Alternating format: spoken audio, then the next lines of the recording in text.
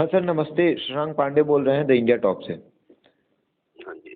Sir, Rajad के प्रदेश अध्यक्ष जगदानंद सिंह ने खुला ऑफर दिया है बिहार के मुख्यमंत्री नीतीश कुमार को, क्या ये हमारे साथ मिलकर लड़ते हैं?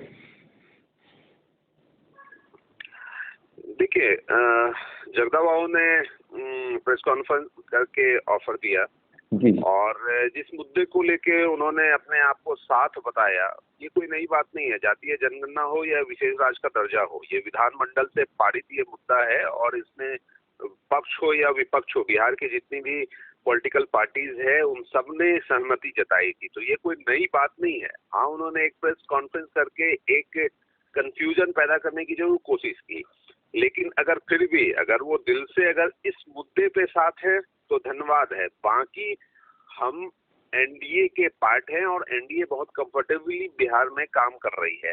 और जहां तक इस मुद्दे को लेकर के है, जातीय जनगणना हो या विशेष राज्य का दर्जा हो, उसमें हम लोग कभी पीछे ऐसे भी नहीं गए हैं। ये हमारा मांग हमेशा से रहा है और हर प्लेटफॉर्म पे रहा है। बाकी जगदा बाबू ने जिस हिसाब से बातों को रखा था, ट्विस्ट करके रखा था, और उसके बाद उनके जो युवराज हैं, तो युवराज ने कल सब कुछ क्लियर कर ही दिया और एक बार फिर से बड़े बुजुर्ग आदरणीय जगदा बाबू का बेइज्जती हो गई। जगदा बाबू कुछ और कहते हैं और तेजस्वी जी ने कुछ और कहा। तो कुल मिलाकर के यही है कि इनके बातों का कोई वैल्यू है नहीं। काम करने के लिए मैंडेट नीतीश जी को मिला है, वो काम करते रहेंगे। अच्छा, साफ तौर पर जगदानंद सिंह ने एक बार कहा था कि जो मंत्री आपकी बात नहीं मानते हैं उनको साइड कर दीजिए। कौन मंत्री हैं जो नीतीश कुमार की बात नहीं मानते हैं? देखिए, एज सच जब जगदा बाबू को इतना कुछ पता है कि जो बात नहीं मानते हैं तो उन्हें नाम लेके कहना चाहिए। सीधी सी बात है, एक आरोप आप जब भी लगाएंगे तो साक्ष्य और सबूत के साथ लगाएंगे, तो वो कहीं ना कहीं वो उसे माना भी जा सकता है कि हाँ चलिए ये चीजें थी। लेकिन ऐसे ही अगर आप वेग टर्म में कह देंगे तो कुछ होगा नहीं। और कौन बात मान रहा है कौन नहीं बात मान रहा है, ये तो सब कोई देख रहे हैं कि भाई हम जो गवर्नमेंट में आए, फिर से 2020 के चुनाव में फिर से गवर्नमेंट में आए, तो जो हमारा 7 निश्चय पार्ट 2 और जो शराबबंदी है उसको लेके हम लोग काम कर रहे हैं, उसमें कहाँ कोई कठिनाई है। हाँ, एक चीज जरूर कहा जा सकता है कि हम अलग अलग 4 दल हैं, तो दल के हिसाब से, एक पार्टी के हिसाब से अपनी अपनी सोच होगी, अपनी अपनी नीति होगी। वो पार्टी के तौर पे होगी और निश्चित रूप से अलग अलग सोच और नीति होगी, तभी हम अलग अलग 4 दल हैं। वरना अगर एक ही सोच के होते तो सब जदयू ही होता या एक ही पार्टी होते, हम लोग अलग अलग पार्टी ही नहीं होते। तो गवर्नमेंट का काम जो है, मैनिफेस्टो है, कॉमन मिनिमम प्रोग्राम है, उसके तहत चल रहा है। बाकी जगदा बाबू और तेजस्वी जी इन तमाम चीजों को कंफ्यूजन फैला के मुख्यमंत्री बनने की चाहत रखते हैं, जो उनके लिए मुंगेरी लाल के हसीन सपने हैं। सपने देखते रहिए, दिन में देखिए, रात में देखिए, दोपहर में देखिए, मिलना क्या है बाबा जी का ठुल्लू जी। अच्छा, ये जातिगत जनगणना पर लगातार ये देखा जा रहा है कि बीजेपी आपसे कटी हुई दिख रही है और राजद जो है वो पूरा सटी हुई दिख रही है। अगर राजद एकदम आपको अपना बता रही है, कह रही है कि हम लोग साथ मिलकर लड़ेंगे। देखिए, ऐसा नहीं कहा जा सकता। देखिए, बीजेपी ने केंद्रीय तौर पे, केंद्र सरकार के तौर पे वहां पे देश भर में अपनी स्थिति स्पष्ट कर दी है, पार्लियामेंट में स्पष्ट कर दी है। लेकिन साथ ही साथ ये भी स्पष्ट है कि अगर बिहार राज्य या कोई भी राज्य अगर इंडिविजुअली अगर जातीय जनगणना कराना चाहता है तो उसमें एक विकल्प है। और आपने देखा था कि प्रधानमंत्री के समक्ष भी जो एक डेलीगेशन गया था, उसमें भी बीजेपी के तरफ से माननीय मंत्री जनक राम जी गए थे। तो अगर प्रदेश स्तर की बात है तो निश्चित रूप से बीजेपी भी साथ है, और केंद्र में जो बात है उन्होंने अपनी बातों को स्पष्ट किया है। लेकिन स्पष्ट भी नहीं कहा जा सकता हो, कोर्ट के समक्ष उन्होंने एक बात कहा है, लेकिन अभी भी प्रॉपर ना जो होता है एकदम क्लियर कट ना या नहीं होना है, इस तरह की कोई बातें ना केंद्र सरकार की ओर से आई है ना कहीं और से आई है।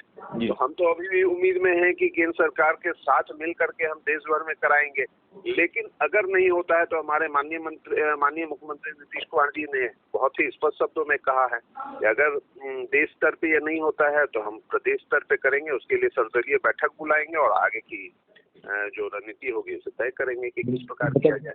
अगर प्रदेश स्तर पर होगा तो क्या बीजेपी का सहयोग मिलेगा आपको? निश्चित रूप से। और ये तो कई बार कई उनके पॉलिटिकल पार्टी बीजेपी जैसे पॉलिटिकल पार्टी के बहुत से नेतागण ने भी बयान दिया है। इनफैक्ट ये तो कल भी बयान आया है, उनके प्रवक्ताओं की तरफ से भी बयान आया है कि प्रदेश स्तर पे होता है तो हम साथ हैं, और अगर साथ नहीं रहते तो अपने डेलीगेशन में अपने लोगों को भेजते भी नहीं। जनक राम जी साथ में गए थे और निश्चित रूप से इसीलिए गए थे कि ये होना चाहिए। तो हमें नहीं लगता है कि ऐसी कोई कंफ्यूजन है। हाँ, केंद्र स्तर पे एक कंफ्यूजन जरूर आया, कोर्ट के समक्ष ऐसी बातें आई, जनन राय जी के तहत ऐसी बातें आई, लेकिन ये डायरेक्टली स्टेट गवर्नमेंट या ओवरऑल इस चीज को अभी भी केंद्र सरकार के तरफ से ना नहीं कहा गया है। इसलिए हमें उम्मीद है कि केंद्र सरकार भी कराएगी, लेकिन अगर प्रदेश की बात आएगी तो वो तो क्लियर कट है कि हम क्या करने वाले हैं। मतलब साफ तौर पर आपका कहना है कि आरजेडी जो ऑफर दे रही है उसे आप लोग नकार रहे हैं? किस बात का ऑफर? सीधी सी बात है कि उनका ऑफर के पीछे मकसद ये है कि युवराज को मुख्यमंत्री बनाना।